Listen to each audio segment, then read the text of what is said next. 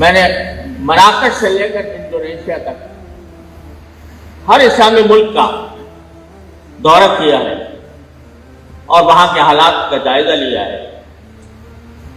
جہاں جہاں مدرسے ختم ہوئے وہاں وہاں مسلمانوں کے اندر مغربیت کا سیلاب امڑ آیا۔ آج بھی محقق علماء موجود ہیں، میں خود جانتا ہوں، میری ان سے دوستی ہے، ان کے ساتھ نشستیں رہی ہیں، اور علم و تحقیق کے میدان میں ان کا کوئی جواب ملنا مشکل ہے، لیکن سب کے اوپر حکومت کا شکنجہ کسا ہو۔ آج وہ جامعۃ الازہر،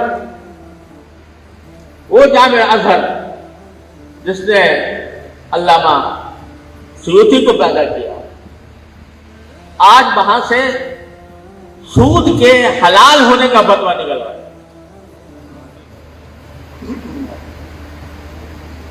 آج وہاں سے ایسے فتوے نکل رہے ہیں جو ہمارے مسلم مجمع علیہ امور کے خلاف ہے۔ کیوں؟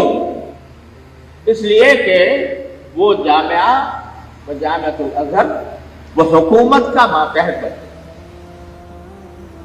بننے کے نتیجے میں ان کے اوپر حکومت کا پریشر آتا ہے، اور مدرسے کی وہ روح جو ان گوریوں کے اوپر، ان چٹائیوں کے اوپر، ان دریوں کے اوپر پروان کرتی ہے، وہ روح وہاں پر غائب ہو چکی ہے۔ اس کا نتیجہ یہ ہے کہ پریشر سہارنے کی طاقت ہے، اور وہ جو حکومت چاہتی ہے اس کے جشم و ابرو کا اشارہ دیکھ کر اس کے مطابق فتوے بھی جاری ہو رہے ہیں۔